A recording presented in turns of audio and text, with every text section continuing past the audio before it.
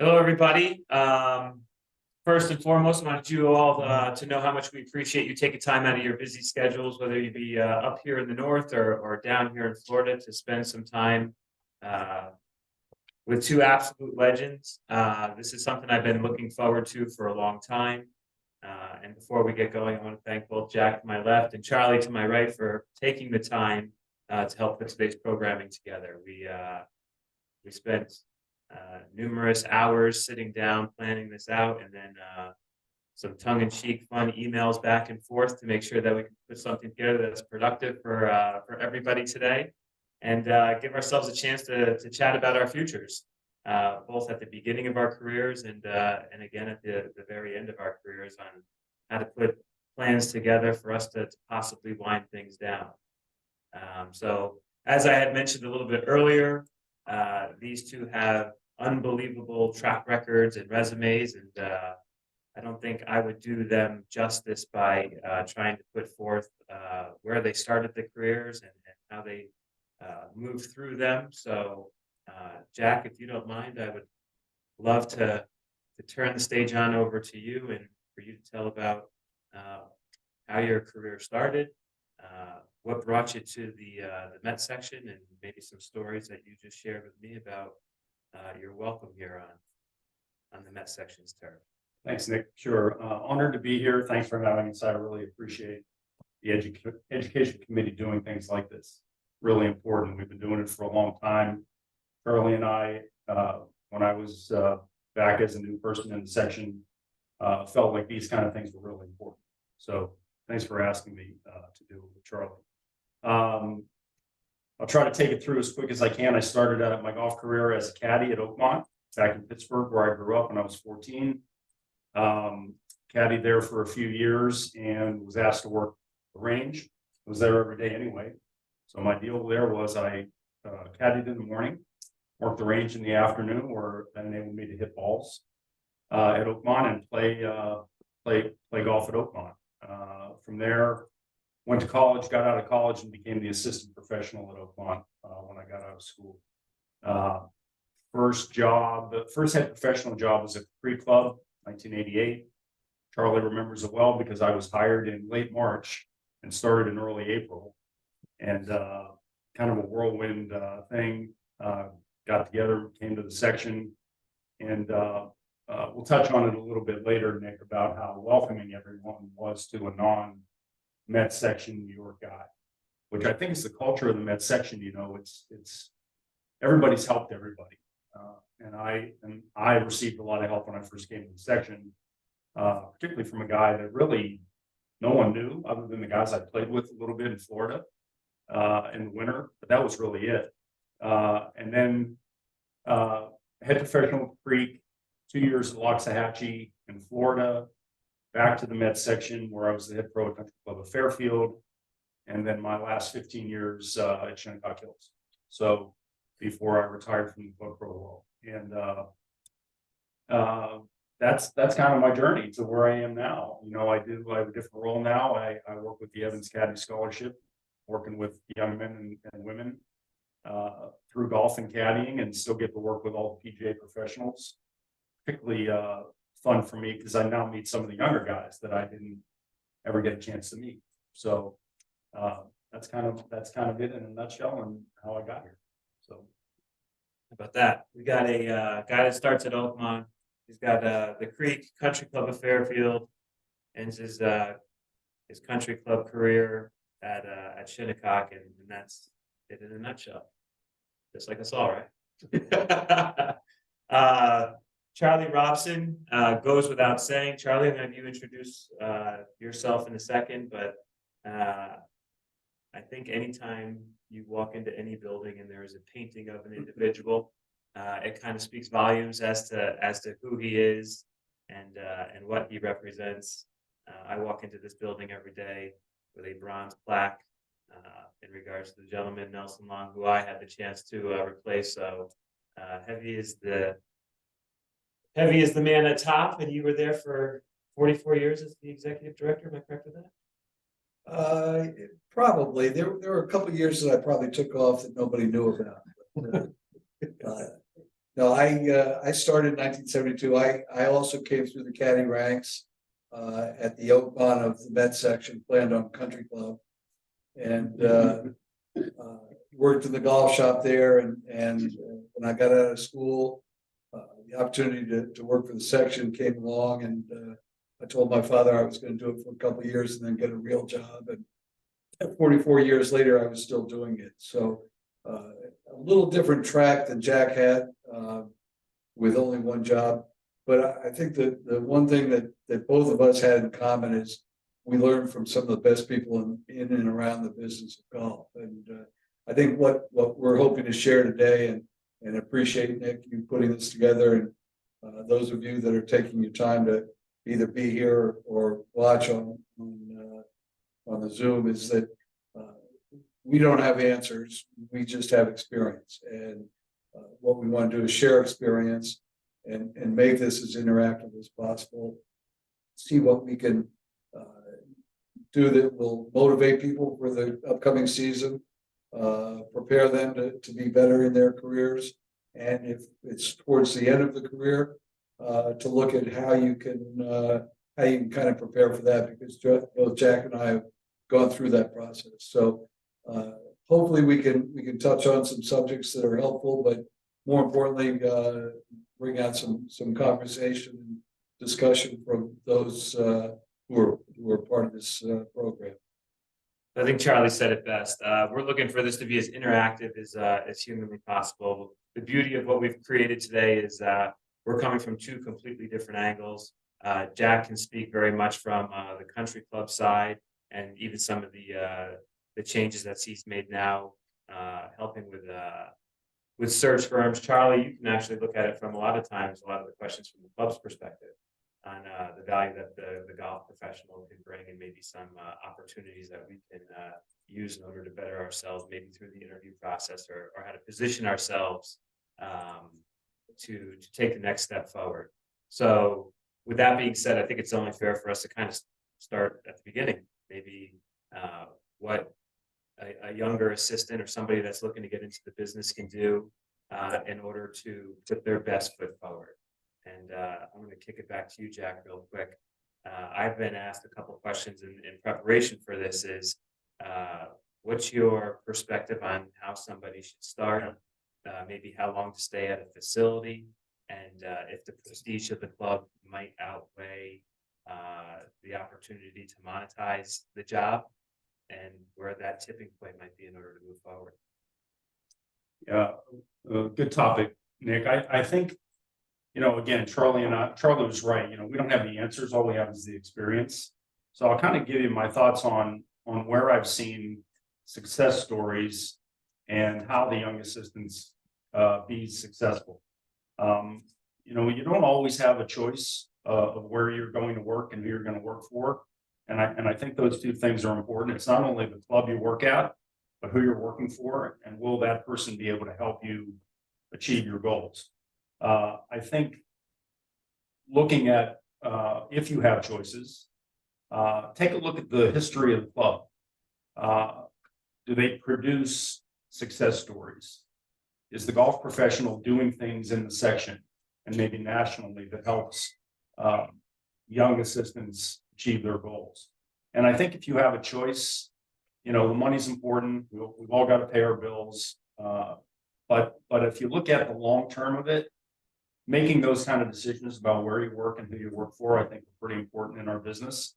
I was very lucky. I was caddying at a club that invited me to be an assistant professional there. I could have caddied at one of 25 clubs in Pittsburgh, and I just happened to caddy at Oakmont because my brother caddied there.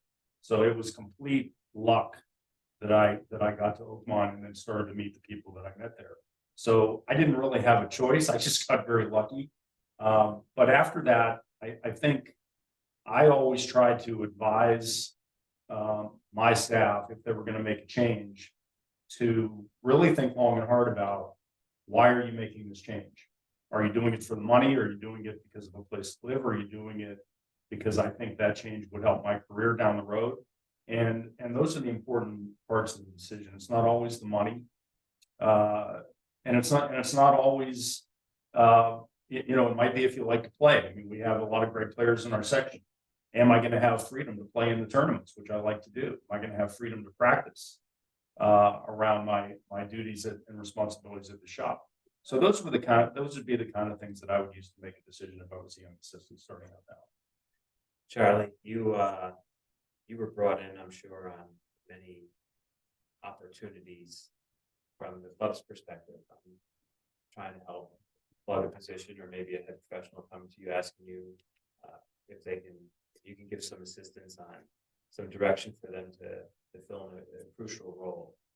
Is there anything that stood out from the opposite side of that scenario that you saw benefited one's career more over than the other? Well, I think that one of the things that I would suggest for any young guy getting into business, young man or young woman, is to decide what you're looking for. Are you looking for a job, or are you looking for a career? And if you're looking for a job, it's pretty easy. Get the most money you can get, make it convenient, make it easy, do what you want to do. If you're looking for a career, you're looking in a different direction. That's when you're looking at, who am I working for? Where am I working? What can I do to advance my career? And there are a couple of ingredients that I always looked at that seemed important to me. And again, what's important to me doesn't mean it's going to advance your career, but certainly I look for the loyalty that an assistant had for his head professional and for the rest of the staff and the club. Was he enthusiastic about being where he was? If it was just a job, probably not important. If it's for a career, that to me was always a measure.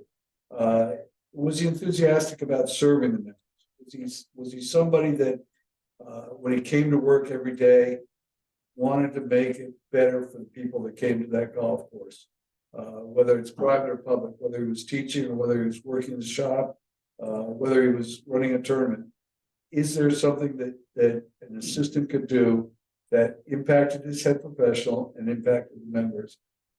And then the third ingredient was, does he have a long-term view and vision of where he or she wants to go? Do they want to be a head professional? Do they want to be the best teaching professional they can be? Do they want to be a general manager? All these things run into it. And candidly, when you're 22, 23, 24 years old, you probably don't have that wherewithal to make those decisions. But by being around people that you trust, that you listen to, ultimately those decisions can be made. And certainly, I think for the people that are part of this program, you're here because you want to learn and you want to listen.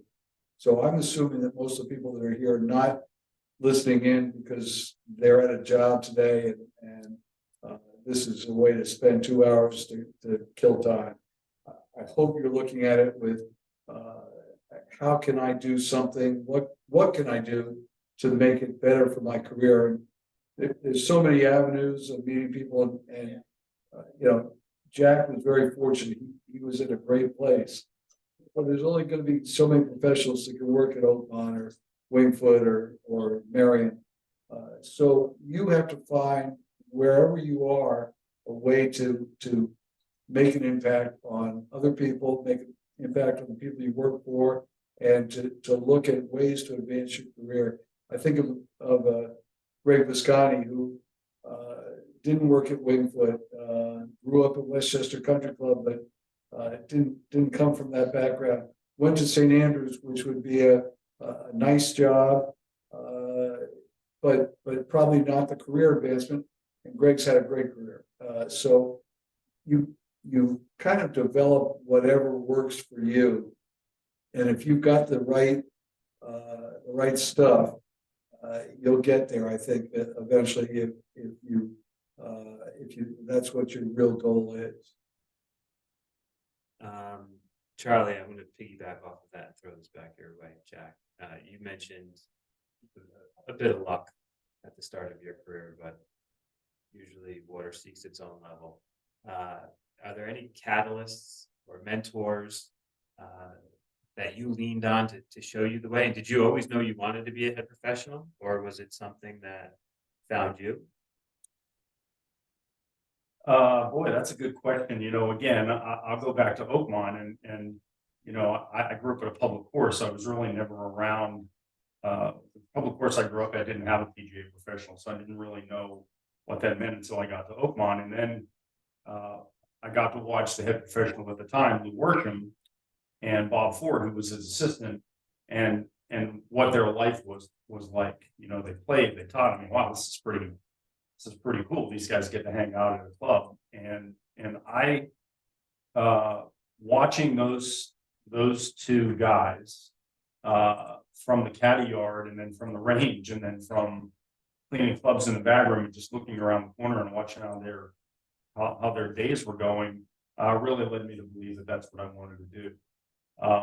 But you mentioned mentors, so we told a couple of stories before we started. So if you give me a second, I just want to tell you a couple of stories when I got to the med section. So I was hired in late March to be the head pro at the Creek, not a New York guy, not a med section guy, and Bill Strasbaugh, who I never worked for a coach, but was helping me along as I was in the system with my career. When I gave him the news about the med section, he told me there's two guys that you need to call immediately. You need to talk to Charlie Robson and William A. Mitchell, and immediately. And I didn't know either guy.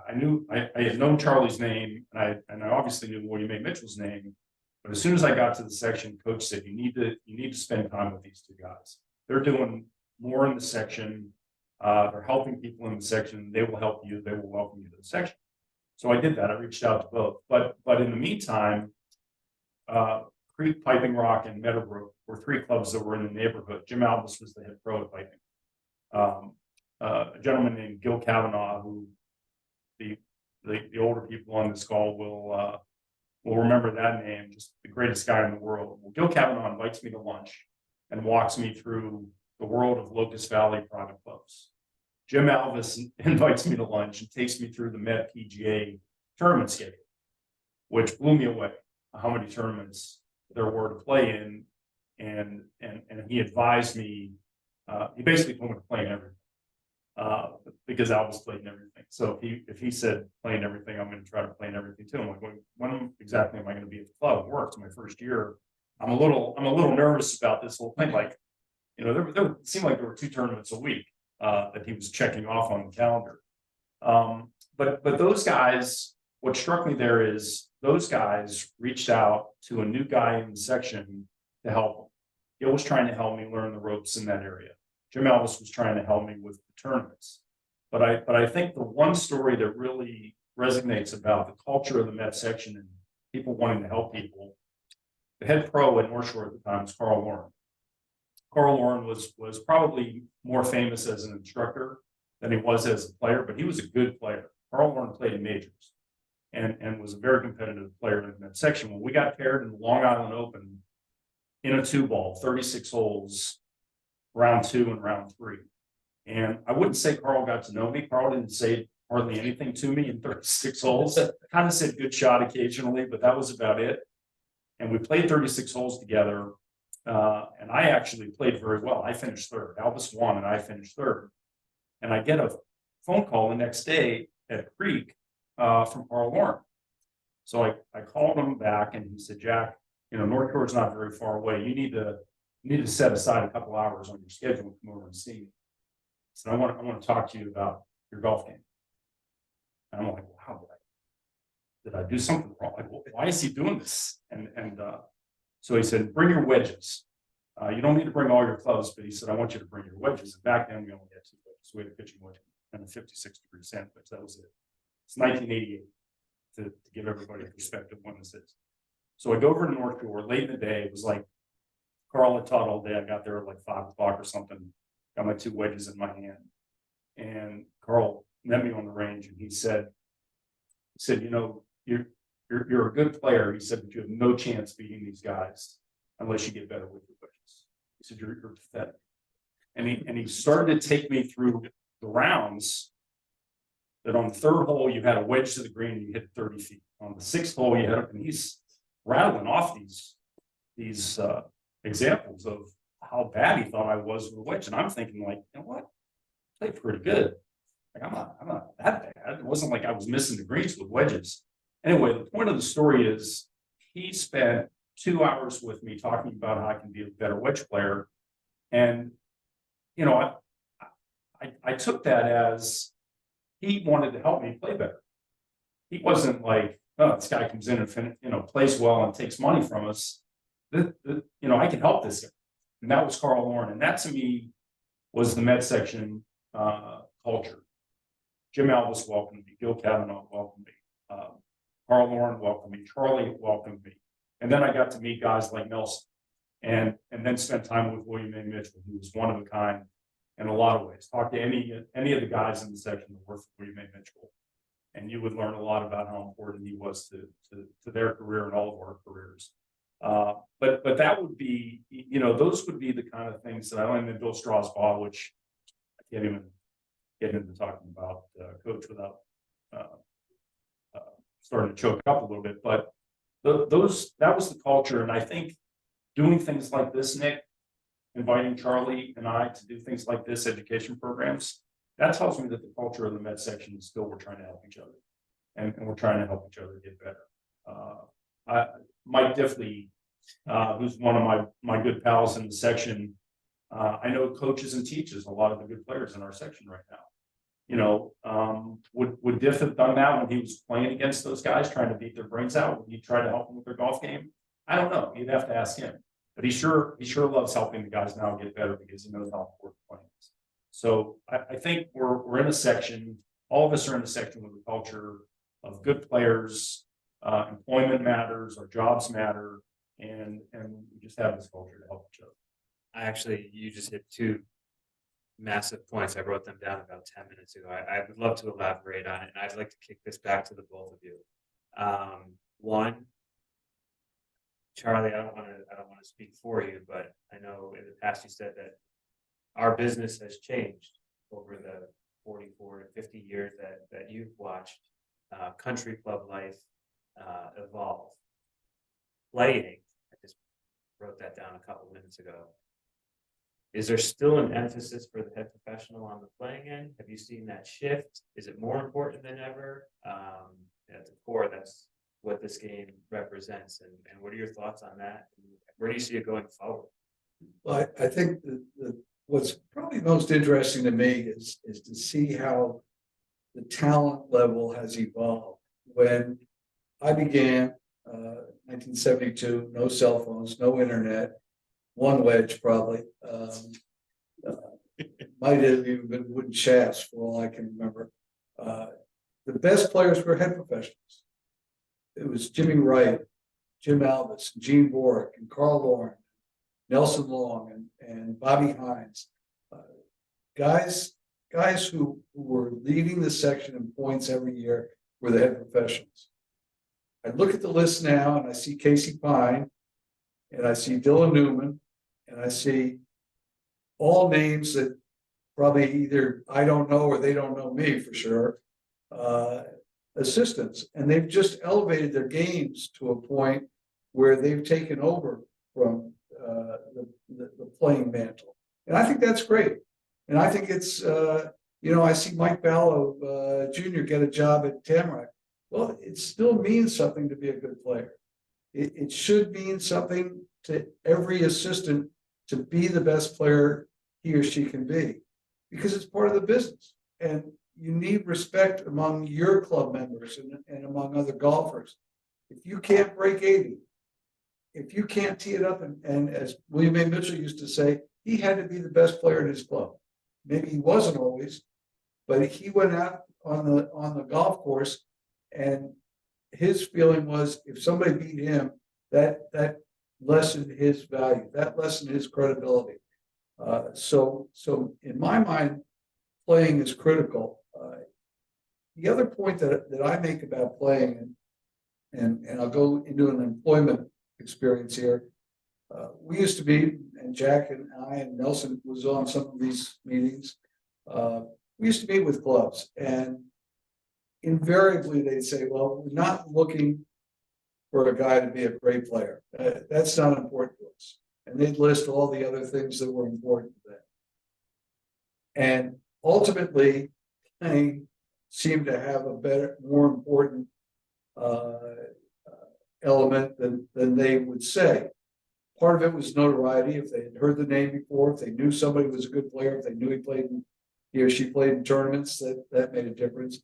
But I think part of it was also, and we used to encourage this with clubs, if your head pro doesn't want to play, how is he going to encourage the members to play? And if one of the primary jobs of a golf professional is to encourage the members to play, that doesn't mean that they have to play in every tournament that the club has, but they got to come out, they got to hit balls, they got to practice, they got to play 9 holes, they play in the wintertime. Those are things that I think make for a good club. If it's just that, every time there's a tournament, you get 80 people that show up, and then those 80 you never see for the rest of the year, that doesn't make a club better. So liking playing, wanting to play, wanting to compete, to me is a very critical element. And if you're not a great player, you can make it up in other things, but you gotta want to play. And again, I was fortunate in the time that I started that we had guys like Don Massengale from the tour and Terry Wilcox from the tour, Jerry Pittman from the tour. We had guys like Jim Albus who went out and was successful on the senior tour, Mike Joyce, Larry Loretti, Bill Collins, who had been a Ryder Cup player, going back even to Claude Harmon and Harry Cooper. These were not only some of the best players in the section, they were some of the best players in the country. So I think keeping that element as part of the mid section is important. I think we have passed on the mantle from the head pros to the assistants, but God help the head pros if they ever give up and just say, you guys go ahead and play. I'm gonna sit around the office. I think that's the kiss of death for a golf professional. Jack, you mentioned you played in the US Open. At the beginning of your career, when you were moving through the ladder of your ascension, how big of a piece of the playing was part of your development? Oh, it was very important. One of the things that I admired about the golf professionals that I got to know was their playing record, and particularly at Oakmont when Bob Ford won a lot of tournaments in the tri-state section, and when he would come back from winning a tournament that everybody would know about in the paper, it was amazing to me how important that was to the Oakmont members. And when they would see Bob when he would come back and he had just won the Tri-State Open for the section championship, how they treated him differently, and how important that was to them. And I could also see how important that was to Bob. So it was really important, when we'll talk about assistants here in a bit and having goals. I think it's important to have goals. Whether you write them down, whether you share them with other people, that's entirely up to the person. But I had a list of goals and things I wanted to achieve in my world of professional life, things that I wanted to do, and half of them were playing goals, and actually more than half of them were playing goals. And I am fortunate and honored that I was able to achieve all but one of those playing goals. So, if you don't have those goals in my eyes, then you're not really striving to achieve those goals. If you're just kind of going through and, well, I hope I play good, or I hope I do this, or I hope I do that, or I hope I can get a head pro job someday. I don't think you'd be focused as much as you would be as if you had it in writing right in front of you on a day-to-day basis to say, okay, if I'm going to achieve that goal, what do I need to do to get better? That's what I always tried to do with my staff. I tried to establish what their goals were, and then be very honest with them about whether they had a skill set or what they needed to do to get better. Carl Lauren thought I could be a better than average player in the section, and he saw me hit these wedges and he thought I was pathetic. And if he hadn't said that to me, I wouldn't have practiced my wedges as hard as I did after that that couple hours with him where he told me how bad I was like, I've got to get better. If Carl Lauren thinks I need to get better at that, I need to get better at that. And it might be with my staff, it might be ability as a teacher.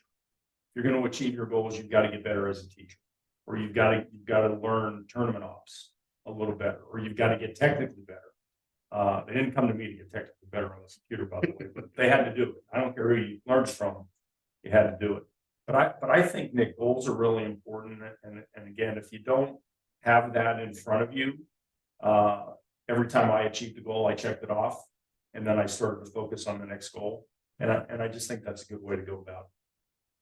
Nick, let me interject something here too that kind of came to me as Jack was talking about the role that Carl played with him in terms of his development. I question how many head professionals or assistants have that same impact on your club members. How many of you sit back at any point and say, I've got a member here who I think wants to get better. I'm going to go help him. I'm going to take a little extra effort. I'm not going to look at him as a $100 lesson. I'm going to look at him as I want them to get better in their game, and that kind of mentoring can be done. You know, a 25-year-old assistant can do that with a 75-year-old golfer. But you have to commit to saying, this is what my job is about, and this is what I want to do. I want to have the impact on Mr. Smith that Carl Lauren had on Jack Trubin. I want to go out there in that range and say, Mr. Smith, the way you're swinging, we just need to work with your game. Not about taking lessons, but about caring about them. And if they know you care about them, boy, what a difference that makes to them in terms of their respect and feeling for you. Very good. I've got an interesting question. This is as much a selfish question as anything else. I've learned, and Nelson, I thank you, my team here, Greg, Frank, CJ, about you were talking about culture, but I think that there are cultures within the section from one club to another. You worked at 3 clubs, and I would say one club very much different than maybe 2 of the other clubs. Jack, how did you, or what did you have to do in order to, I don't want to say reinvent yourself, but were there safety valves that you had to build into your programming or your thought process in order to protect the culture of one club that might be very much different from another? Great. It's a great question, because we're probably all of us through this journey, and if we work at different clubs, we're probably not going to work at identical clubs. There'll be something different that we can bring to the new club, or that we have to adapt because that wasn't the culture. So, perfect example, when I was the head professional at Creek in Fairfield, it was a full-blown country club. There was a pool, there was tennis, there was other activities going on other than golf. And we had to work around that, particularly with juniors. You know, it wasn't just a junior golf program. It was a junior golf program, a tennis program, floating, swimming.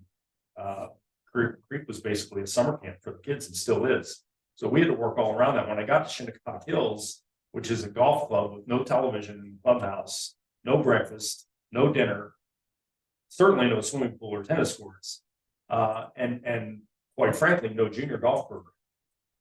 And it was a time at the club where the membership was younger, and they had children, and they made it very clear to me that there's no reason why we can't have a junior golf program out here in the summer in Southampton. And very proud of the fact that we started a junior golf program that is still going great right now. I mean, you think about it, we didn't have the other sports to compete against at the club. We just had golf, and we had a 9-hole par 3 course. We had a perfect opportunity to have a place for the kids to hang out where they wouldn't be in the way of the other kids. So my staff and I, you know, in those first 2 or 3 or 4 years, built a junior program up, got parent-child activities going that the club had never had. So I think that was, and had I not had that experience at Creek and Fairfield of a junior golf program, I would have had a harder time creating that environment at Shinnecock. It was different, but it was the same. It was getting kids interested in golf and making sure they had fun. That's what it was all about. You know, we weren't going to change lefters positions. We weren't doing that. We weren't doing that. We were just making sure that when they came to the club and they participated in junior golf, they had a good time. So, Charlie, I actually want to look at this from the other perspective, probably from a window that you got to see it through. If a club came to you in order to try to find the right individual for a specific job, is the personality of the individual ever of a concern for them, or is it basically the boiler point of we want a very good teacher, we want somebody who is highly proficient at running a golf shop, we want somebody who is a great player? Is the personality of the individual ever discussed at that time, or is that something that finds itself through the process? I think, Nick, that the interesting thing is that if you ask the committee to lay out their priorities, they're probably going to say teaching, running the operation, business, tournament operations, management, hiring and firing, running a good shop. Probably the last on the list would be playing, and they just personality wouldn't be part of the equation.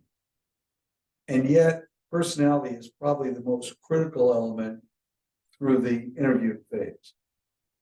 If you walk into an interview, you slouch in your chair, you give one-word answers, you seem nervous, which you should be.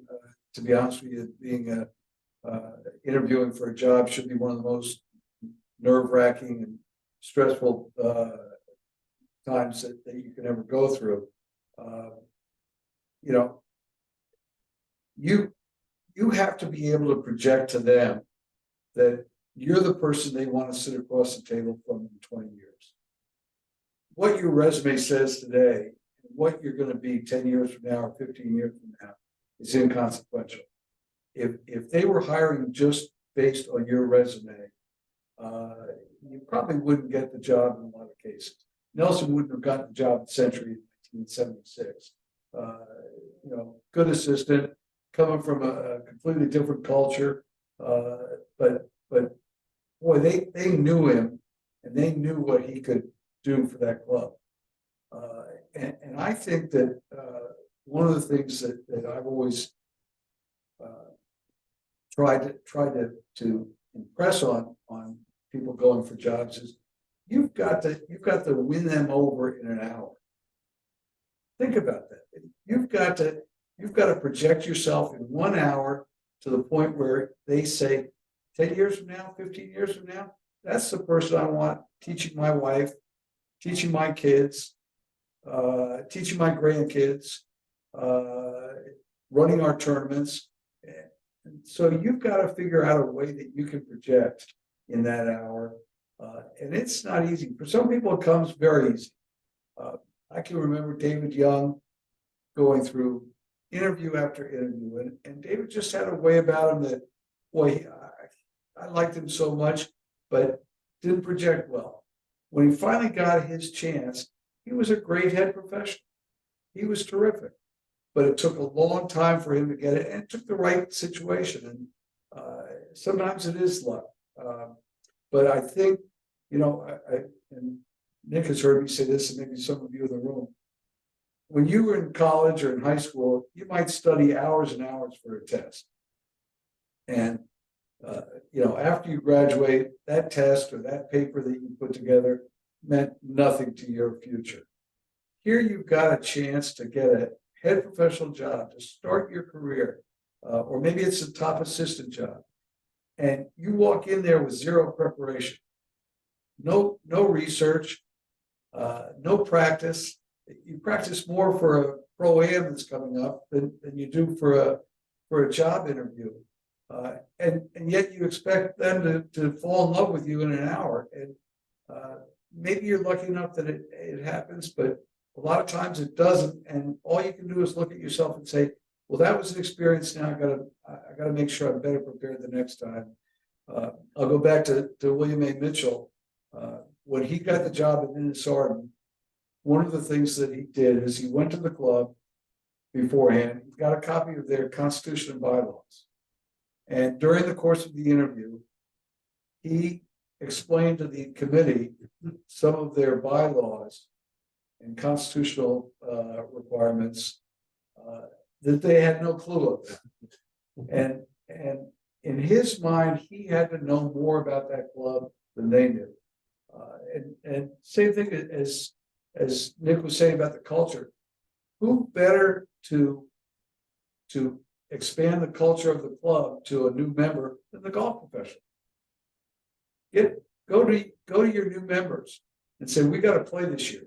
You know, I don't want to just say we're going to play. Let's put a date in the calendar right now. And you can help that person learn the culture of the club. You can make that person a better member of the club. You can answer their questions about tipping or about getting a tee time or whatever it might be, because you know the culture of the club.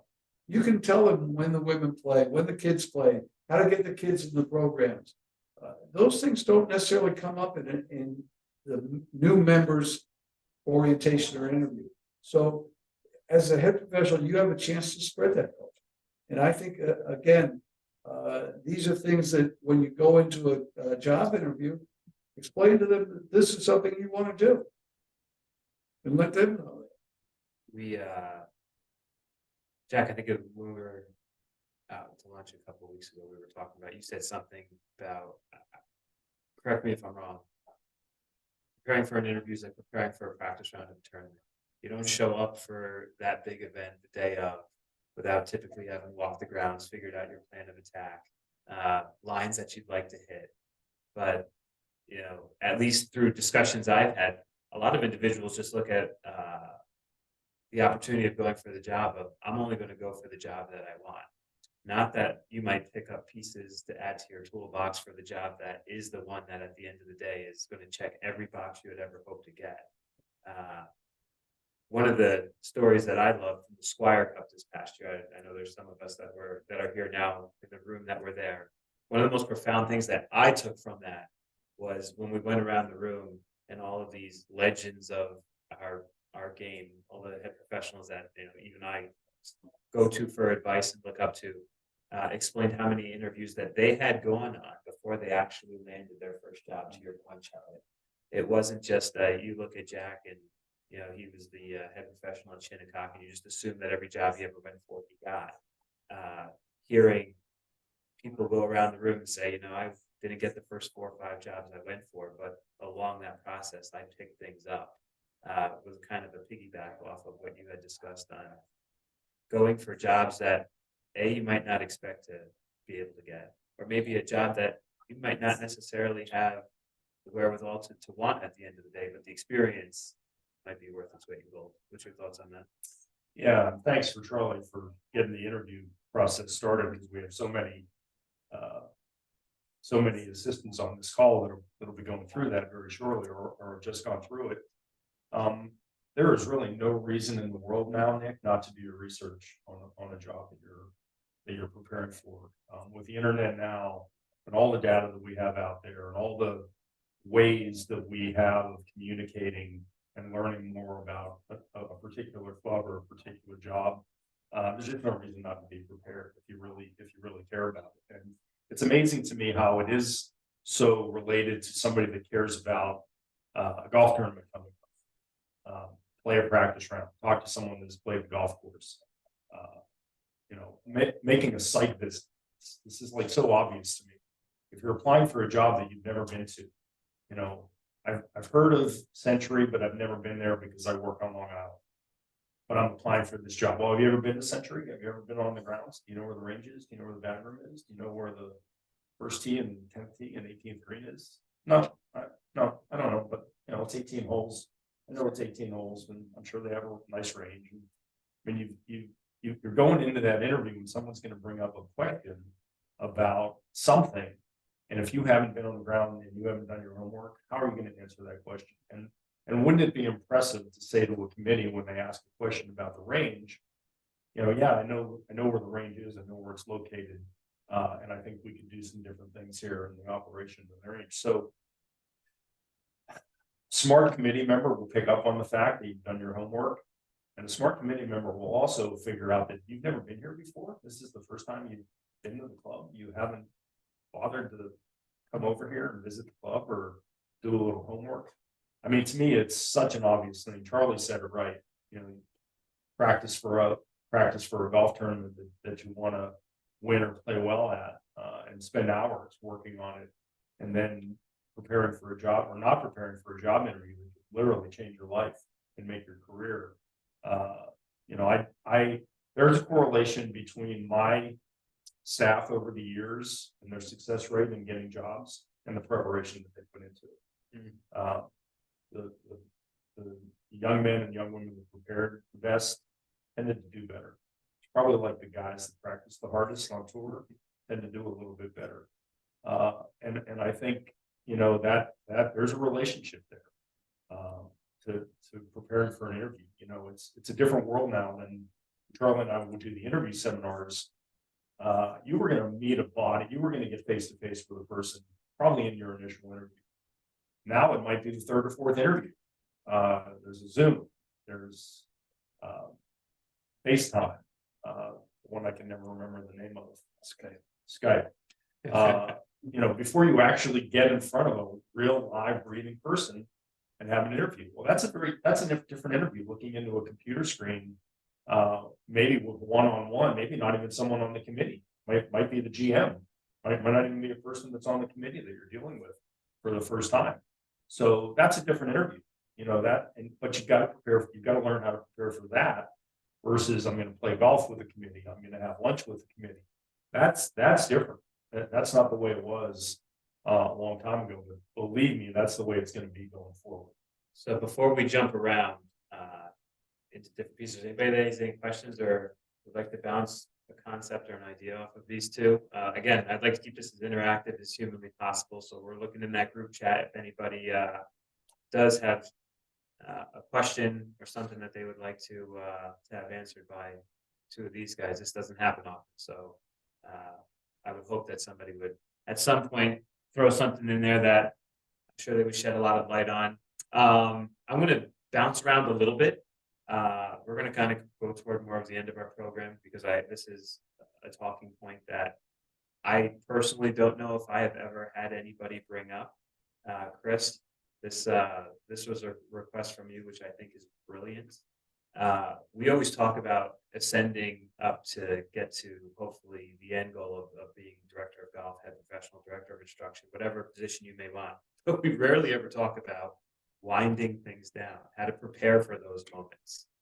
What do you do with your time once you do retire? And I think this can lead into a lot of things, especially that are very personal and important to you.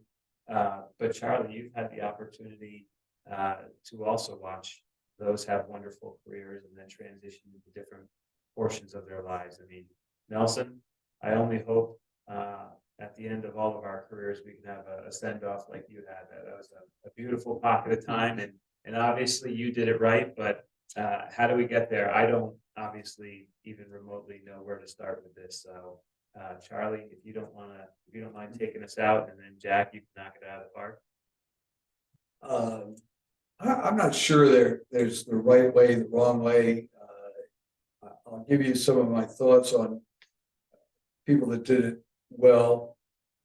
I think the first thing you have to understand as a head professional is that you're probably going to make 3 to 5 enemies a year at the club. You're going to do something that pisses them off. You didn't say hello the right way. You maybe walked by a guy's wife when she was nervous, thinking about her around, and you didn't give her a big hello. Maybe you made a ruling on the golf course that somebody didn't like.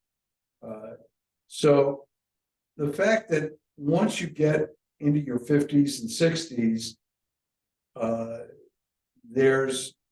you're not the hero anymore. You're not the superstar. You're not on that honeymoon. That can be difficult for a golf professional. You're always going to have your supporters, but there's eventually going to be a group that says, isn't it time for a change? And whether it's Nelson Long or Bobby Hines or Jack Druga. I've never seen anybody. Claude Harmon was a Masters champion, and in 1977, they said, Claude, we think it's time to make a change. Now, how the hell do you change from a Masters champion? I mean, what more can you do? So I think the key thing is to recognize that there is a vulnerability, that you don't wait until that hue and cry to make a change, to find somebody new starts. You try to prepare for it, and preparing for it can come in a couple of different ways. In Jack's case, I think his goal was he knew that there were some things that he could still contribute in the golf business, and that at the time that he wanted to leave Shinnecock, that he had an exit strategy. And exit strategy is pretty important, whether it's to stay in the area, whether it's to move to Florida or North Carolina or wherever it might be. And maybe it's to keep on working part-time. Maybe it's to go teach. There's so many more options available in terms of teaching golf now than there were when we started. All the indoor facilities, all the places. But you have to be the right mindset. You have to know, okay, I'd be comfortable doing that. I'd be comfortable teaching golf 20 hours a week at some indoor place.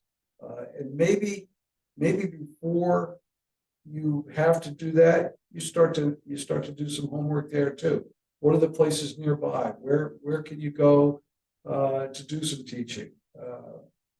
If teaching is what you want to do. Is there somebody on your board who's a future leader who you can go to and say, listen, I'm not ready to go. Financially, I can't afford to leave. But when I can afford to go, what would the club do for me that makes it easier for me to make that transition? I want to stay in this area. Obviously, staying in the Northeast is going to be more expensive than going to Florida. So, are there some things that the club can do in terms of severance? Will I be a member of the club? Can I, if I come to the club, will I have the opportunity to bring guests, to have lunch? Because doing something like that twice a week is probably important to a lot of guys. So. We've got some strategies that the section has kind of expounded on. One of the things that we used to talk about was 2 years of income paid to you in your severance over 5 or 10 years. Some clubs that's easy to get across. Other clubs it's hard to do.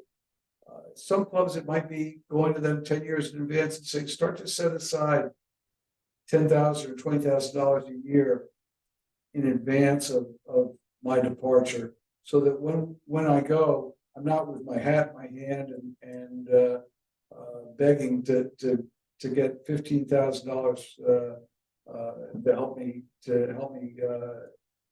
out the door. And frankly, we learned this from Meadowbrook, Jack, and you may remember this.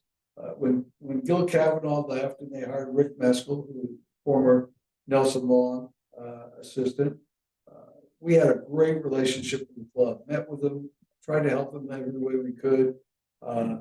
Let them make the decision, and they were so happy when they hired Rick. And the golf chairman came back to me about 2 or 3 months later. He said, "Charlie, you really did us a disservice." And I was just shocked. I thought, "Oh my God, what did Rick do?" Or what's happened now? Do we give them information that's wrong? He said, "You never told us what to do for Gil on the way out." And he said, as he was leaving, we looked at each other and we said, "Well, we got to pass the hat." And he said, "We had members down in Florida. They weren't going to support him. We had new members that didn't really know him." And he said, "We had a situation where a guy gave us 25 years of his life, and we walked away with giving him a watch and a tray and a couple bucks and saying thank you very much." He said, "You should have prepared us for that." So that became our mantra, and I think had we known then what we know now, it would have been easier to convince a great club like Meadowbrook that that is an important part of it, and to find out that what other clubs have done for their professionals. So again, my advice to anybody who's looking at that is you have to think ahead. You have to think, be prepared for the worst, have an exit strategy, and make sure that you've done your homework in getting ready to leave, just like you did when you were getting ready to come in. Great, absolutely great advice, Charlie. I'm sorry, I'm still trying to process the fact that if I had 3 to 5 enemies at my club, and I was at Kennecott for 15 years, I had 45 enemies when I left. I'm trying to get by. You want me to list them, Chad? Yeah. I'm sure they're getting together at a cocktail party talking about me right now. But seriously, I think where I have seen successful exit strategies appear is when the golf professional would, in advance, I don't know what in advance means. You know, I retired when I was 62.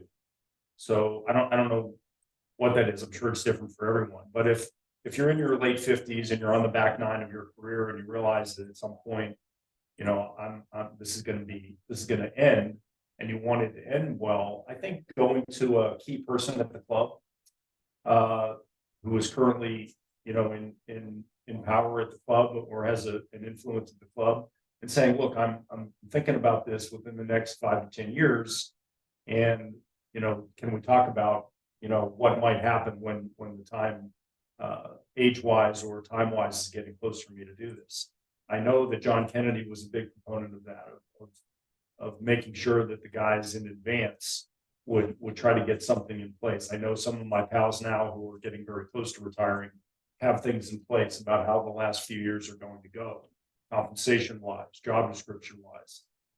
And I think if you can do that, if you have that person at the club that you can do that with, I think it's very helpful.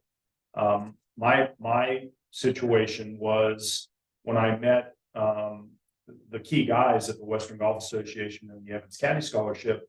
They basically told me, when you retire, would you consider taking on this role with the Evans Caddy Scholarship as a PGA ambassador? They had never, hard for me to believe, but the Evans Caddy Scholarship, WGA, never had a golf professional on their staff ever in their, which is getting close to 125-year history of the club now. And they told me, when you're ready to retire, if you want to keep doing something in golf, we'll get you started with this position as PGA ambassador. So I knew when my time was up as a club pro, I had something that really motivated me and really excited me and really turned me on, that I could stay in golf and help these kids through caddying have their lives changed through golf. So I was very fortunate in that I was going to retire from one thing, but I was going to move right into another thing that was a brand new and exciting position for me. So I had that. So I want to hit on that much more detail in a little bit, but I was fortunate. I watched you and Bob Ford down in Hidden Creek this past fall, and Bob had said something that I had never heard before, which was very interesting, and kind of let you self-reflect a little bit. Is if you've got a wonderful relationship with a club, and you are at the latter stages of your career, that a little bit of conceding back to the club, your appreciation fiscally, a lot of times can help create a platform to where, you know, I don't need to have that salary I've carried for a very long time. And as a thank you back to the club for maybe another 5 years, lessening the fiscal burden on carrying your salary for the increases over 25, 30 years. Nelson, 44 years. I don't know how many people are ever going to have a run like that. That's incredible. But, you know, Bob basically saying a little bit of self-reflection every now and then, and giving a little bit back to the club that's been so good to you and protected you for all those years might be something worth having a conversation with at the end, just so that there is a mutual appreciation on both sides for a nice send-off. I thought that was I had never heard anybody say that before, but if you are winding things down, I think that would be a wonderful conversation to have in order to put a plan in place for your exit.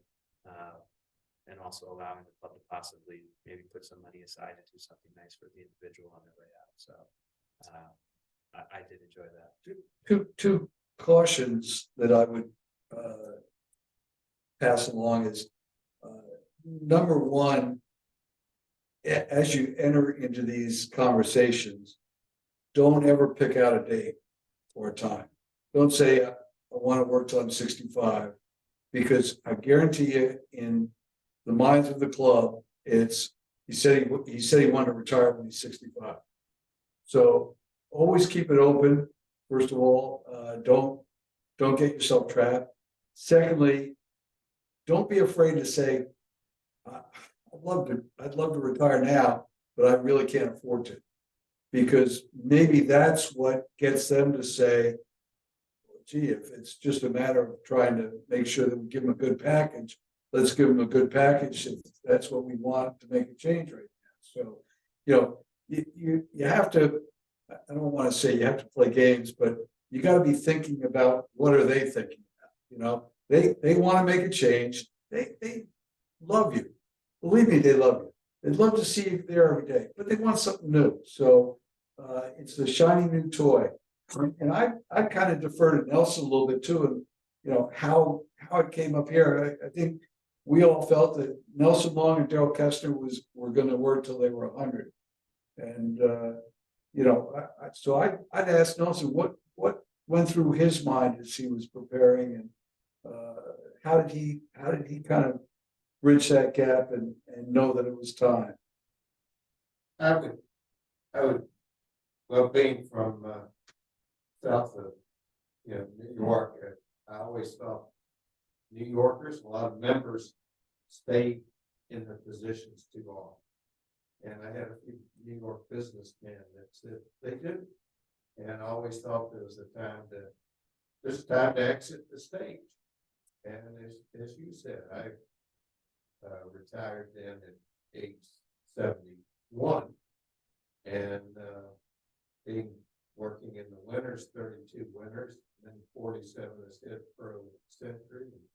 I was up in the 85 golf season, so that to me was enough. But I think I did put it out there that I was flexible, but I think the points that you made that it was long enough, and I didn't want to put myself in that position where they were going to come to me and say, so there was a guy across the rock wall that was ready to come over and rescue me. There we go. It all worked. But we got a couple questions here. Two questions. One I saw, if and either one of you can take this one.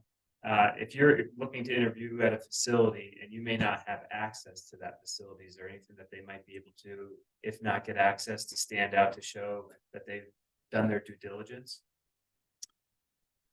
Yeah, I can take that one. I think reaching out to someone at the club that you might know, and if you don't know anyone at the club, reach out to either the head professional or the GM, maybe, to say, look, I'm an assistant professional at XYZ. I know you have a position open. I've never been to your club. I think it would be important for a site visit. Would it be possible for me to spend some time at the club? I think regardless of who you talk to in that situation, that would mean a lot to me that I would get that phone call from someone that was applying for a job at the club. Obviously you've got to pick and choose your spots as to who to talk to, when to do it. But if you do some digging, you can learn a lot about the history of the club. If you've never been there, people are pretty welcoming to trying to help someone learn a little bit more about the operation. It just shows interest in your job. So I would start there. I would start with somebody that I knew at the club And then from there, the golf professional or GM, someone like that. It is. I think this goes back to a situation where the head professional is being let go or there's a change and he or she is not happy about it. So it's not a comfortable opportunity to come up and visit a club. But I think, first of all, there's nothing wrong with calling the professional, even if they've been let go and being honest with them that, gee, I'm sorry to hear about the club making the move. I'm interested in the job. Is there a chance that I can come up and look around and see the facility? If that professional is not welcoming or is not helpful, then there may be other ways. Maybe go up on a Monday, see if your superintendent can contact the superintendent at the club there and say, it's a great guy that wants to come up and take a look around your mind. One of the things I was going to go back to too is that in preparing to get your own job and building your own network, not only the head professional of the club, and other golf professionals, but you got to get along with the manager. You got to get along with the superintendent. Even if you've got issues with them, they are assets to you in terms of furthering your career.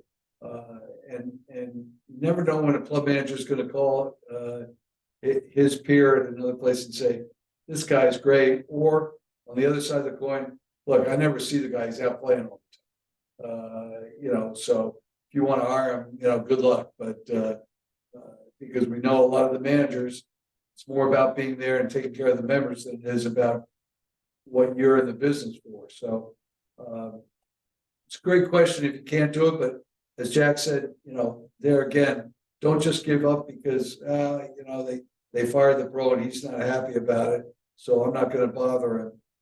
If you really want the job, you got to try and find a way. We got a really good one here. As a young professional, I was counseled not to move or change jobs often, which was a thought that shows loyalty and stability. Does that advice still apply today?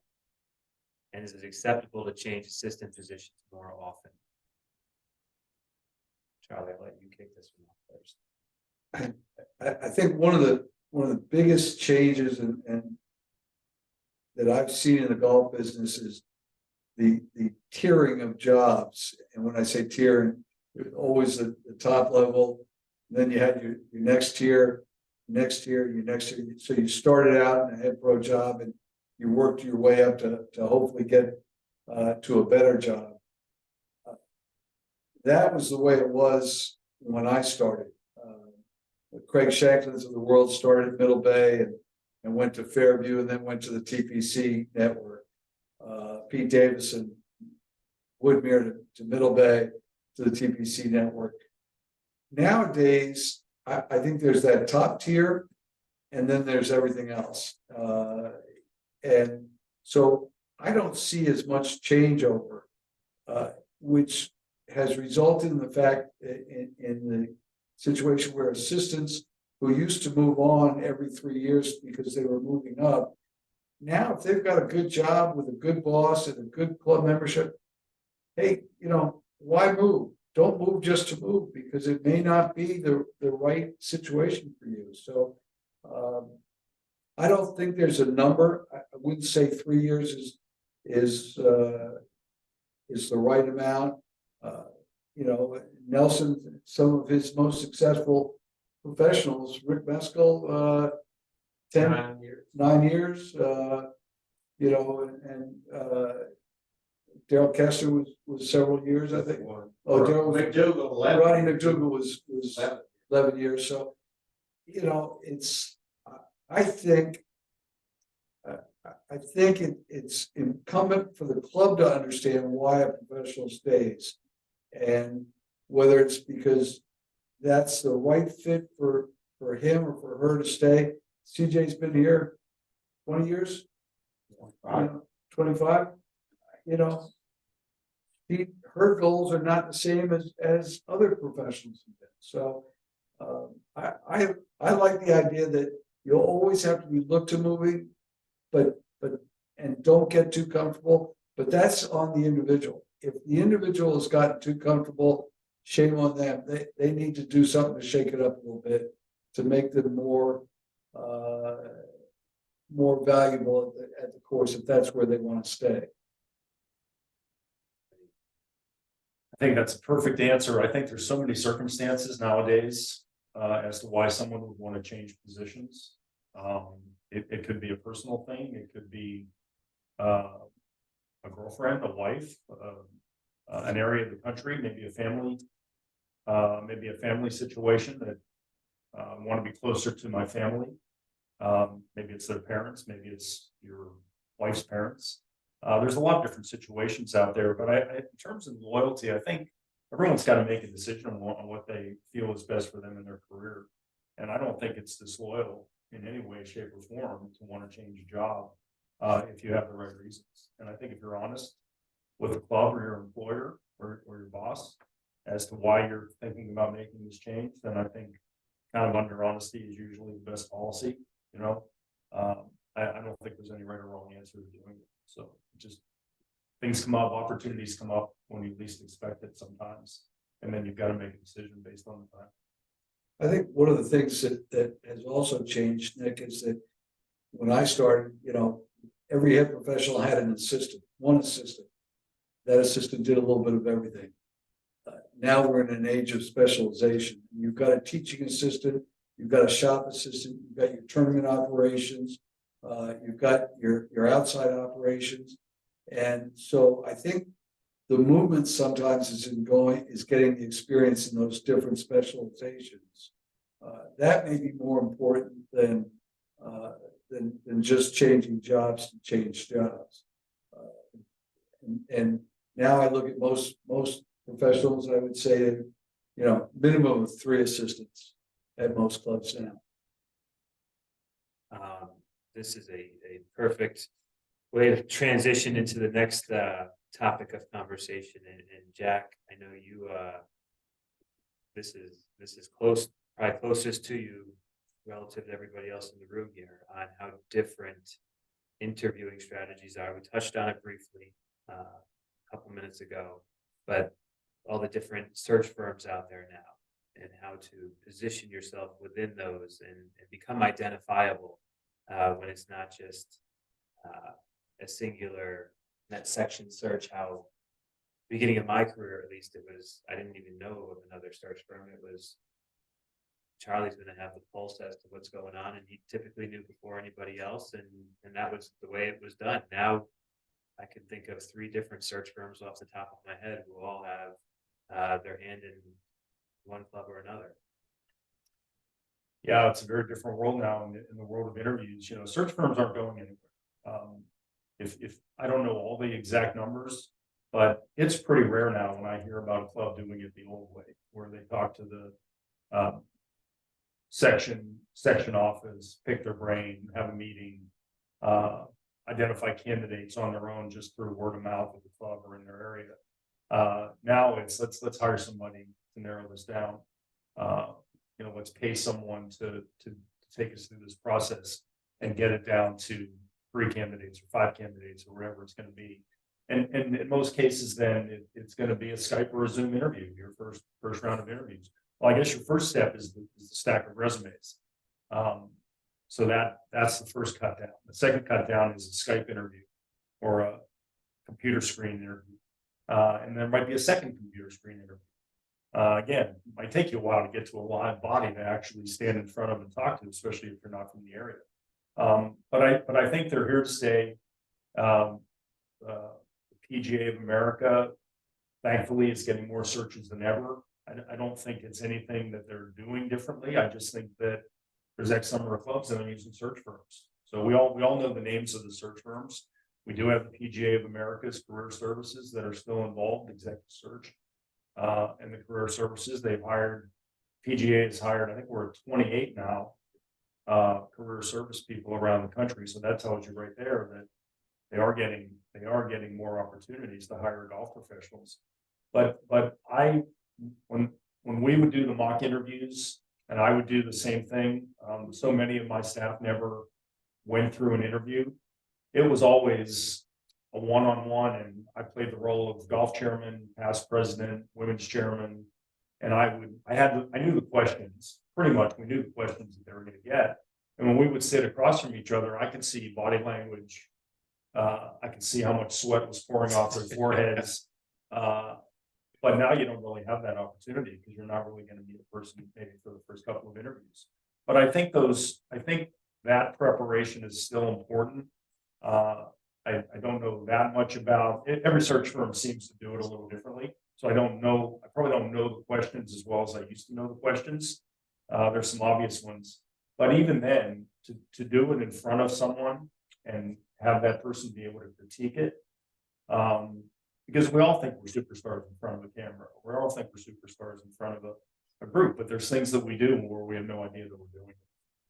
And again, just like Carl, I thought I was a good wedge player until Carl Lawrence straight. I'm sure plenty of folks think they're great at interviews until someone either videos it, films it, or says, you kept touching your hair, or you kept fidgeting around, or you kept looking away when you give an answer.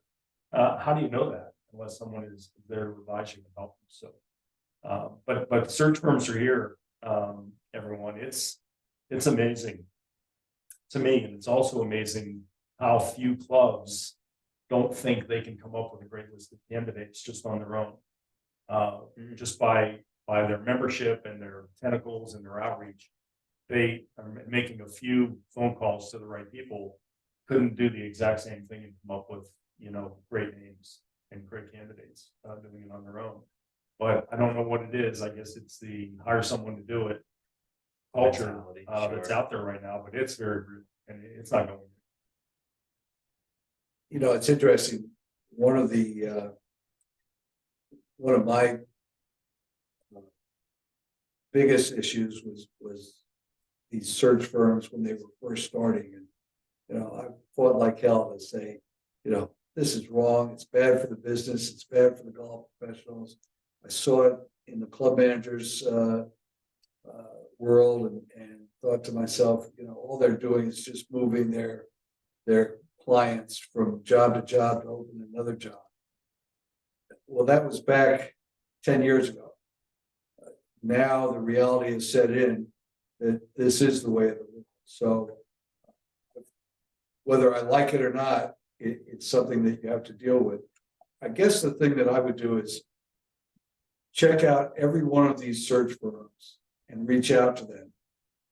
Don't be intimidated by them.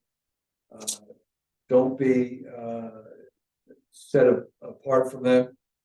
Make sure that they know that you're a candidate to be a head professional. And I would also find out, first guy I'd be talking to right now is Mike Ballo. And Mike, you were hired, I think it was Dennehy that did the search at Tamarack. GBN. Okay. Who did you talk to at GBN that helped you, that guided you? Because the thing that I think is crazy, your first interview, maybe your first two interviews, are not going to be with a club. You're not going to be able to explain the culture of the club to whoever is interviewing you, because he probably knows less about it than you might know. So you have to now be able to project to that individual, or if there's more than one individual, you have to project to them that you're a good candidate for this job. And the best way I think to do that is do your research, do your homework, find out who else has gotten a job through that search firm, see who they're affiliated with. They don't want to talk to 29,000 golf professionals. They want to have their own nest of 20 or 30 that they can present a half dozen to for every job that they're hired for.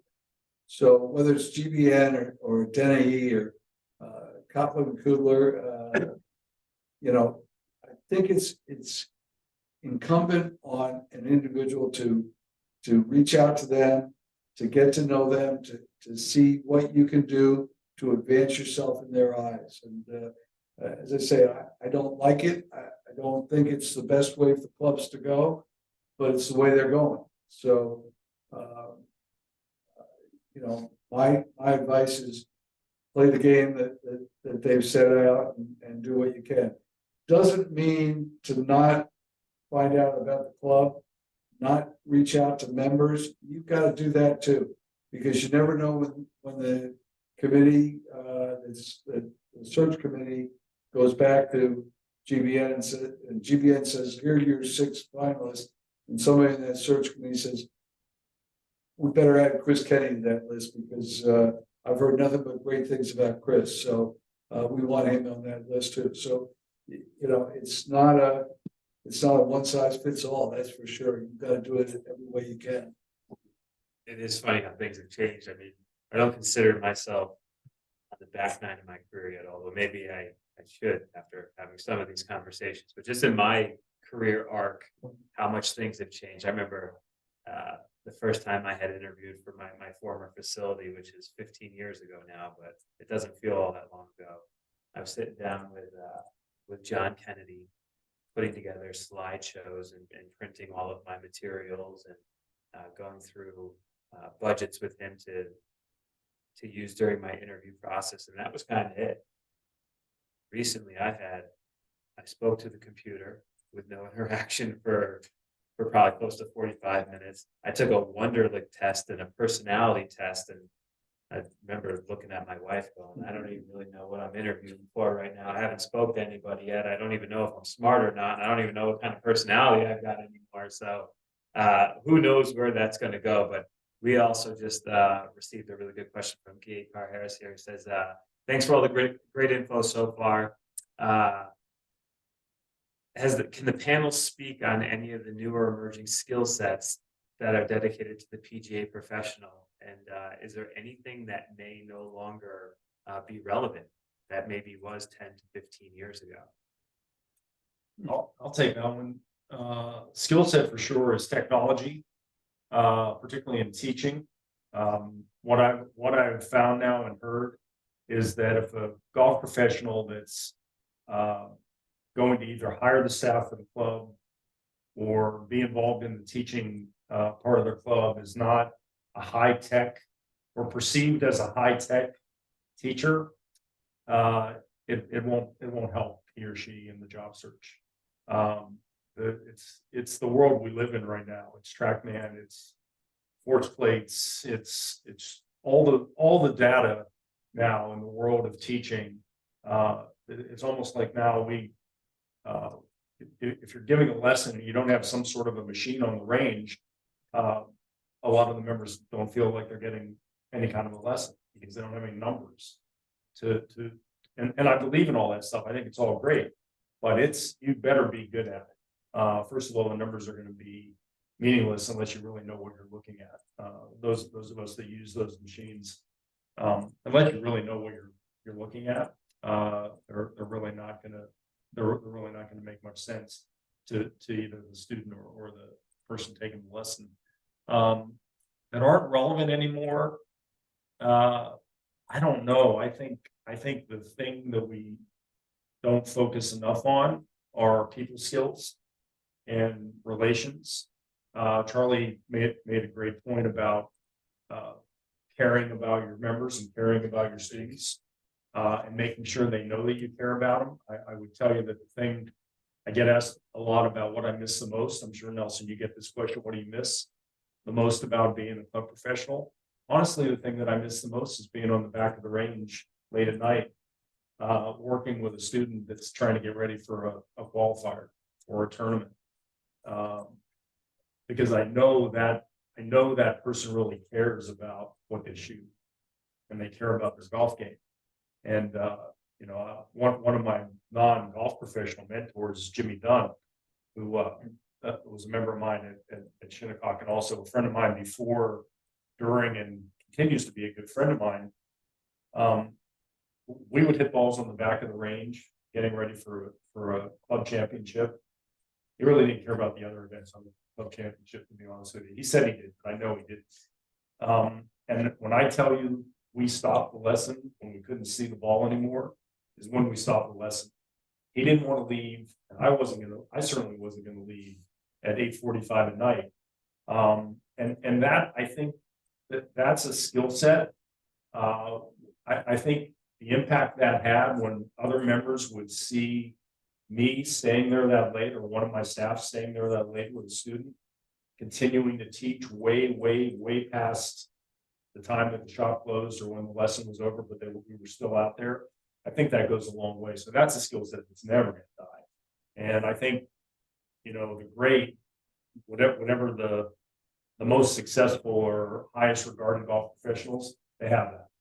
They're gonna leave when it's time to leave. Or not gonna leave when it's time to leave. They're gonna leave when the job is done. Whether that be prepping for a tournament, giving a lesson, whatever it is, there's no clock.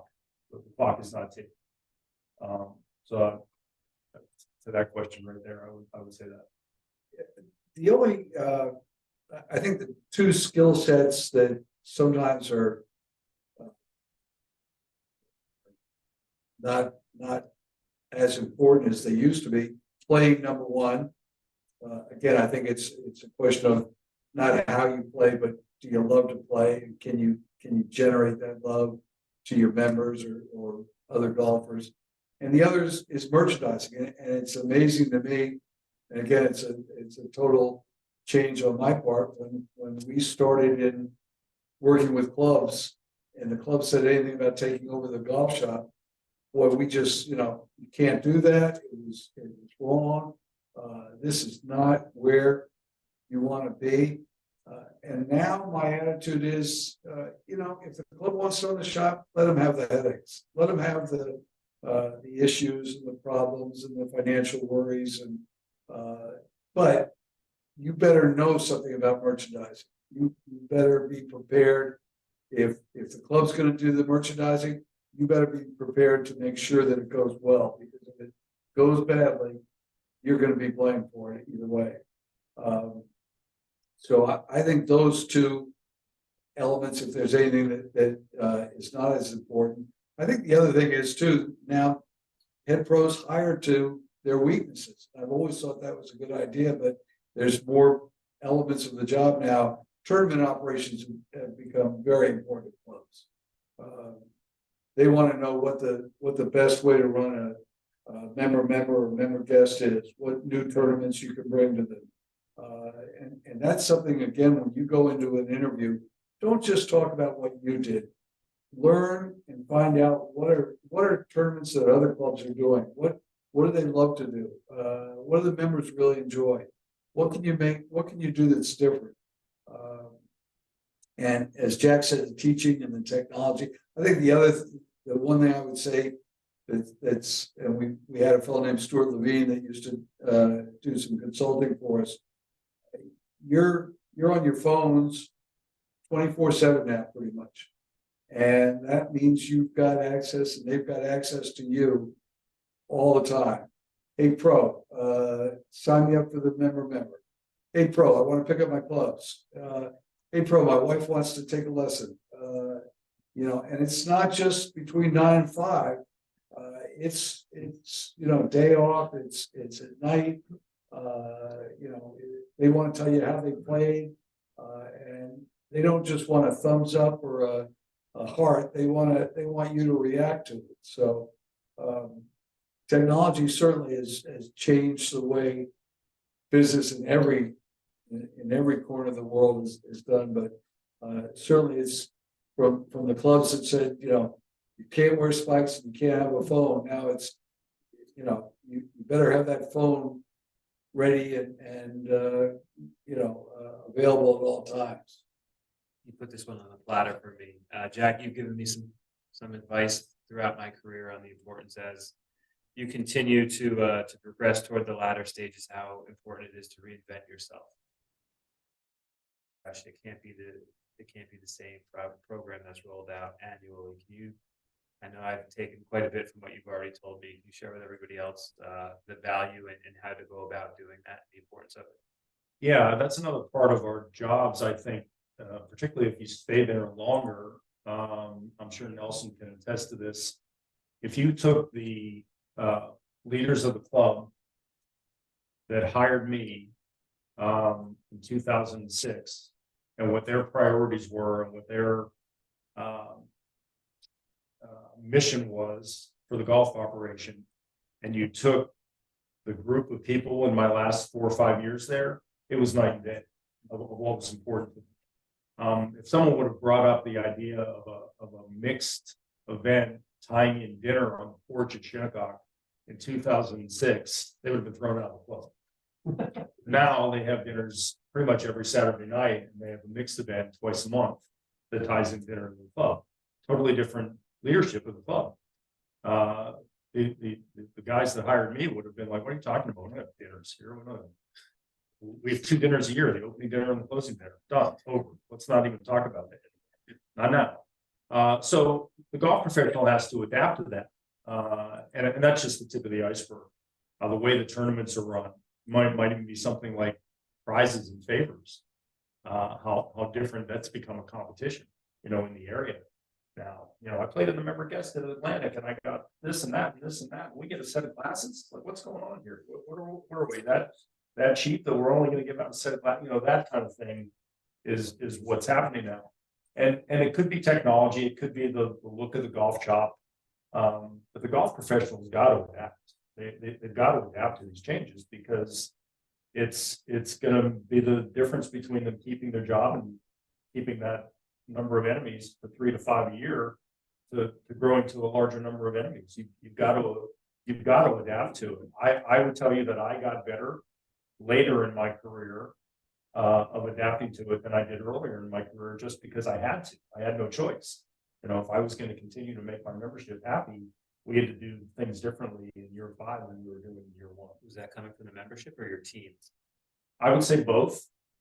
I would say both, and sometimes the ideas that we would get from our team that they would maybe bring back from another club they worked at, particularly like in junior golf. We got great ideas when I would get a new staff member, or even a first year assistant, an intern at a place where they were involved. They would bring ideas. Hey, at the club I interned at, we did this in the junior golf program, and it was a big success.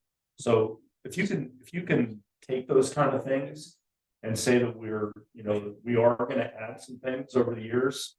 If you add good things over the years, you come up with a pretty good product by the time you're finished. Ron, reinvention.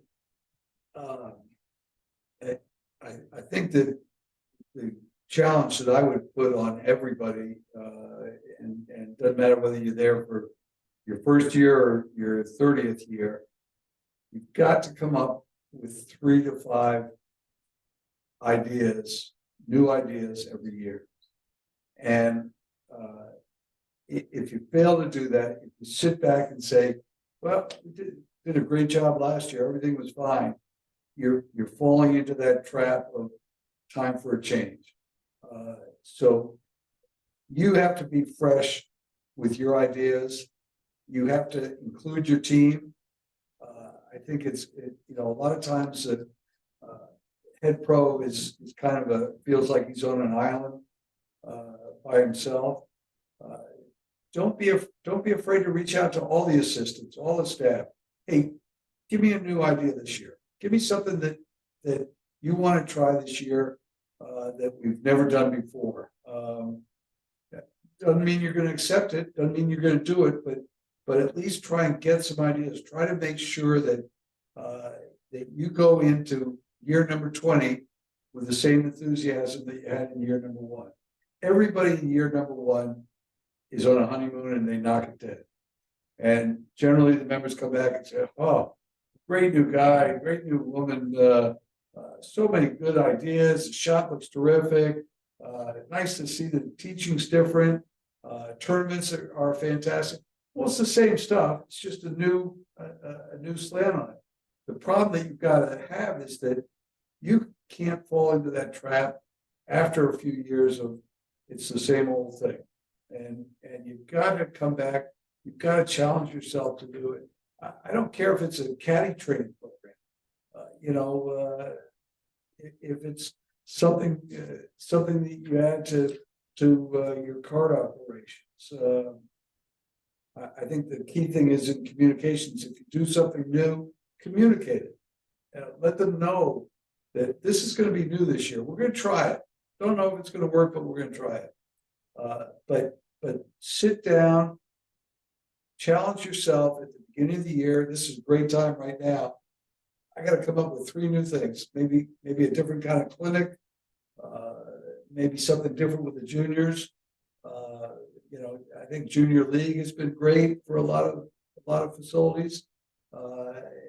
Because it brings the parents and the kids into the fold. When I started, kids weren't even allowed in the locker rooms. Now the kids, if you keep the kids happy and the mothers happy, you probably got 80% of the job done. So look at those things that you can do. Find out who does the best program with the juniors. Do some clubs do a junior, what I would call premier group, that kids that are ready for more advanced programming. It might only be 5 or 6 kids, but make sure that they know that the golf professional and the staff wants to help them to keep on getting better. It's easy, it's not easy, but it's babysitting in a lot of cases for the younger kids. It's the older kids that are getting ready to play high school golf or are playing high school golf. You can really make an impact on their games just by creating programs that are good for them. So looking for things like that. And again, I think programs like this that we're doing today, or just going to visit 4 or 5 pros in your area, get some new ideas and come back refreshed and motivated to make it the best year since your first year. I know we want to keep a couple minutes at the end here to answer any questions. So if anybody has any questions, if you just put those in the chat, we'll definitely address those before we're done. But before we do get into anything else, Jack was kind enough to invite me to something that probably changed me and certainly my perspective on the value of what we do for a living. About a month ago, the Evans Scholar was they were awarded at Wingfoot, and Jack had flown in for the event, and I thought that I knew what I was about to witness, but I think once I was inside the walls of Wingfoot and got to listen to these young men and women tell their stories and watch you and that committee change their lives was pretty incredible. And I didn't want to not take the stage and the opportunity today to give you the chance to speak on that and how much things have changed since you have turned the page to a different chapter of your book and what it means to you and all those young men. Thanks, Nick. Yeah, thanks for bringing that up. This role that I have of being the PGA ambassador and talking to the golf professionals in the sections to try to get some more kids in the caddy arts around the country, particularly in the East. I was really shocked that when I started to do this and I started to call the clubs and my friends who were the golf professionals, and I asked them how many high school kids were caddying at their clubs, how many people said no, 0, not one single high school kid caddying here at our clubs now. And or the number was very low, lower than I thought. And I think making the effort, getting some kids in the caddy yard, whether they would be an Evans candidate where there was financial need and great academics and complicated family situations, just having those kids in the caddy yard, I think, is really important. I obviously now have this role and I believe in it, but when you see the impact that it has, and I think more importantly, it's working. In 2.5 years now, the number in the East, and I'm not taking credit for these numbers to change, but the fact of the matter is the PGA professionals in the East should be taking the credit, because through this awareness, which we really never had in the East, now because there's an awareness, now professionals are saying, hey, we have a couple of kids in the yard that might qualify for the scholarship. I got to dig in a little bit, and I've got to make sure they get their loop count up, and I've got to learn a little bit more about their academics. Because of the golf professional being involved, we have way more kids in the caddy yard, and we have an unbelievable number, more scholarships that are gonna be given out when school starts. That, in the world of the Western Golf Association in Chicago and the Evans, East is east of Pittsburgh. That's what they consider East. Because for a long time, Pittsburgh was the farthest east that we ever had a scholar. And that was it. And not that long ago, it was about 9 years ago, where in the 1,200 scholarships that were given out, only 10 were given to a student east of Pittsburgh. It's almost crazy. When school starts this fall, we'll have 140 east of Pittsburgh.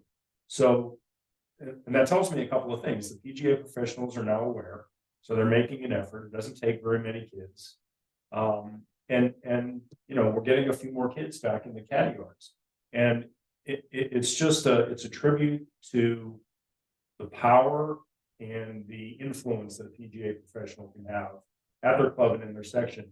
And I will also tell you this, Nick, and I know what you mean about sitting in on those interviews. It's so powerful and so emotional. Charlie was there too. Charlie was there for the last 3 times that we had. We tended to do it at Wingfoot because it's a good location. The golf professional that is involved in it becomes a hero at the club because the club celebrates it and said, why all of a sudden, how did we get these kids? Well, you know, Nick Yon reached out in the neighborhood in the high schools and he found a couple of kids and now they're caddying here. It's about to happen in Deepdale. Charlie knows the 2 young ladies that I'm talking about, who we recruited from the Eisenhower Park First Tee facility who are now caddying in Deepdale. They're going to be eligible for the scholarship this fall. And you know, I can't guarantee anything, but if I did bet on, if I bet on young ladies, I would bet on these 2. So, you know, having that happen is a great thing, as you witnessed, but it's also another way a the head professional in the club can show value to the club. You know, there's extra effort. There's no doubt about it. These kids just don't pull off and walk in off the street and say, hey, I'd like a caddy here. You've got to do some recruiting and training. But when it happens, it's a big plus for the golf professional. Can you share some of the schools that these kids are going to? Because when the list was presented to us, I wasn't getting into any of those. Yeah, no, it's 24 schools now, and it's Notre Dame, Northwestern, Michigan, Penn State, Ohio State. The most current ones in the East now are University of Maryland, Howard University, Delaware is about to get announced, Rutgers, which is a big deal in New Jersey now.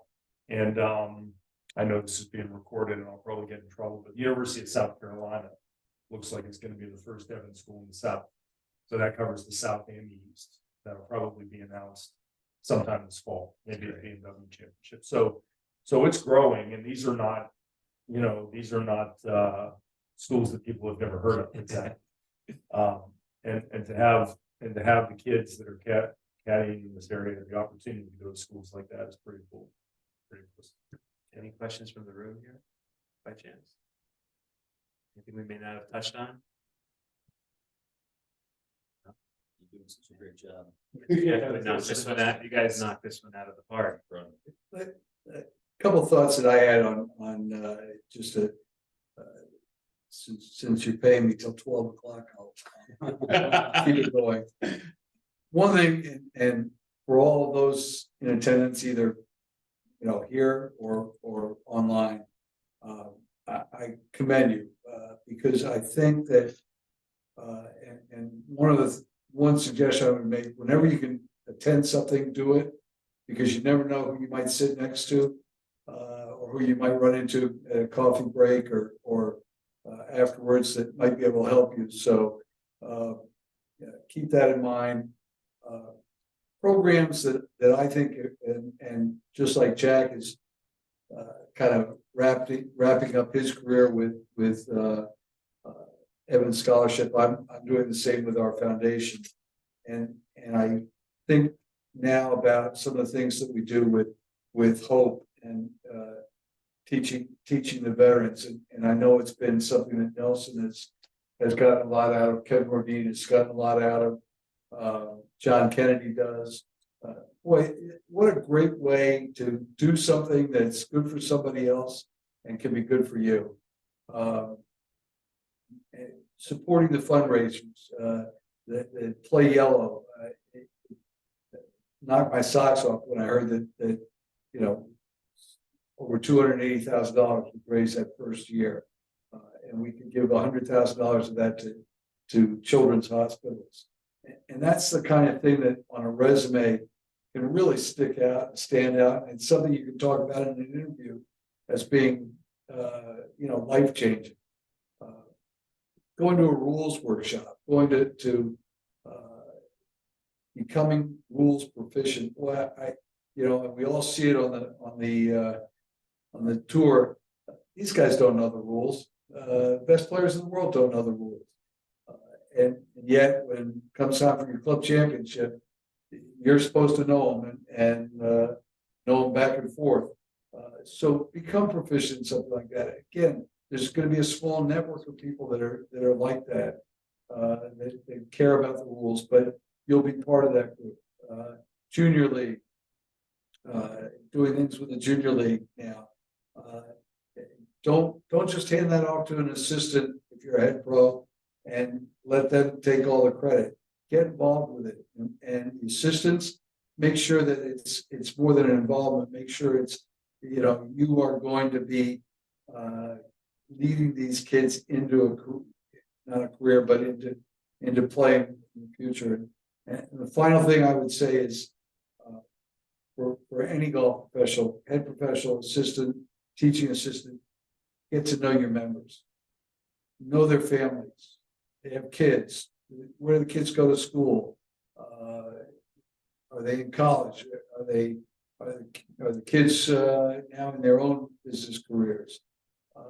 It makes such a difference when you see somebody on the range, and you can say, how's your son doing at University of Delaware? Is he still playing some golf? Got to get him out this summer. That's the connection with a member. It has nothing to do with his enjoyment of the game. It has something to do with his relationship with you and being at the club. I even though, some pros, Rick for sure used to carry a little notebook around with him and make notes about whether it was about a member or whether it was about, remember to order Mr. Lasquay's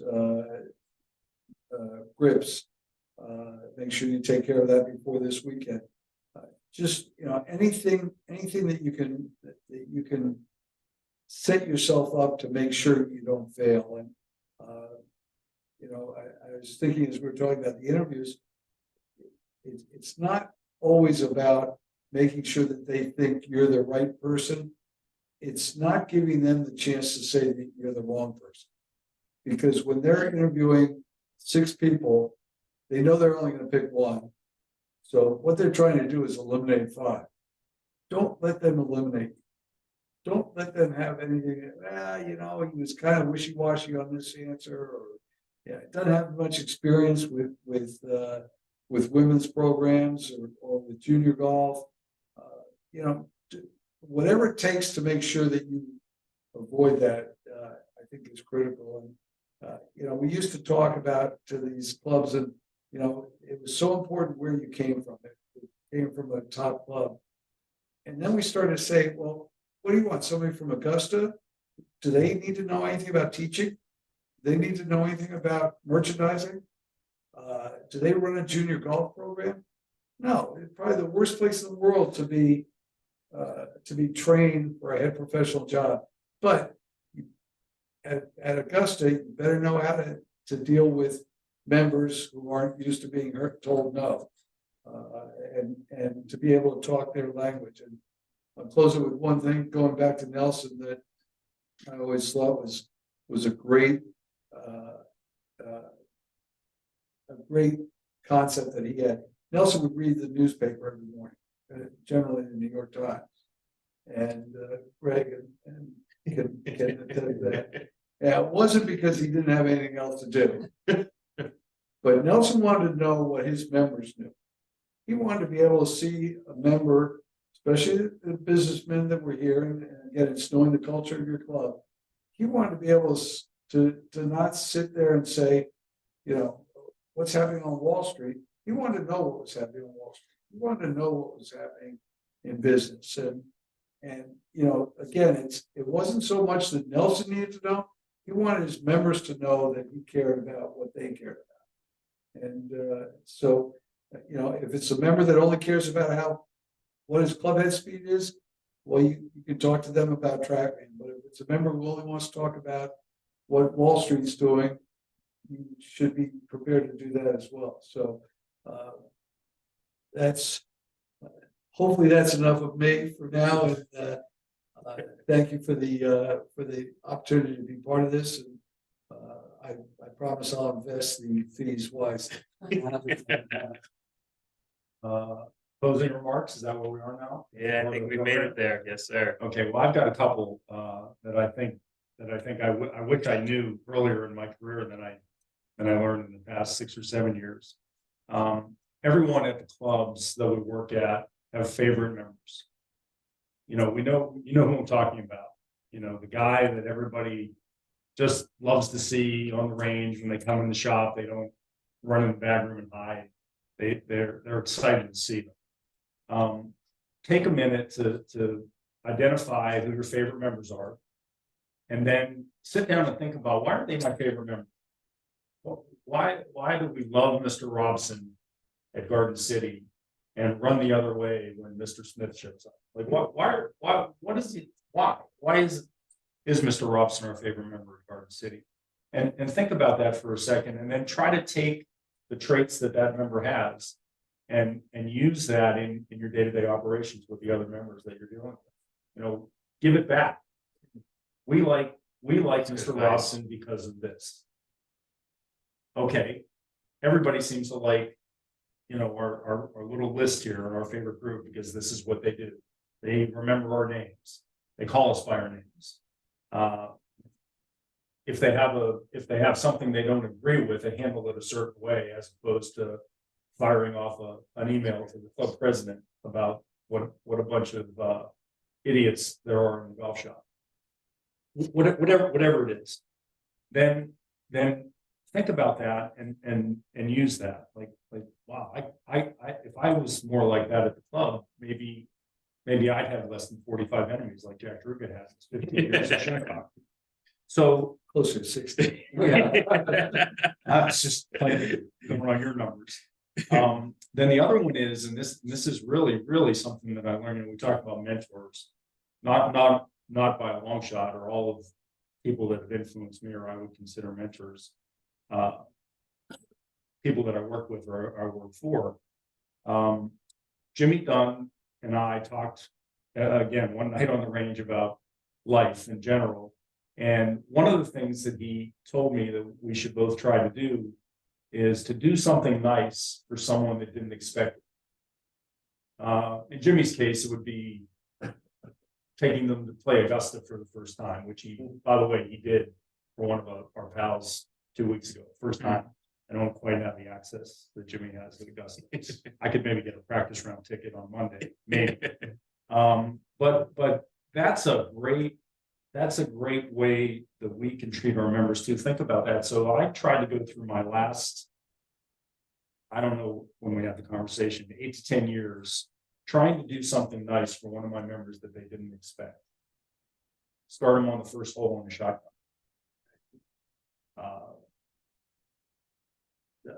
I'm just trying, maybe take a bigger interest in their equipment or their children, or just really try to do something special for me. It might have been something like give them a golf shirt as a thank you for being such a great customer in the golf shop. I had a guy try to do that to me today, actually, try to give me a golf shirt out of the shop. But if you do those kinds of things, you will separate yourself, and people will talk about things like that. If you go through that, and again, I wish I had it in my first year of 42 years as opposed to my last 8 or 10 years. I wish I had thought about that back then. I wish I had met some of the people that I met to give me that good advice. I think that would really make a difference in our careers and our jobs at the club and our perception at the club as the golf professional. And then my final one, Nick, and you brought it up, if you're at the club and there's some high school kids in the caddy yard, take a high school kid when you play golf. Take a caddy for sure, if you can, and try to take a high school kid.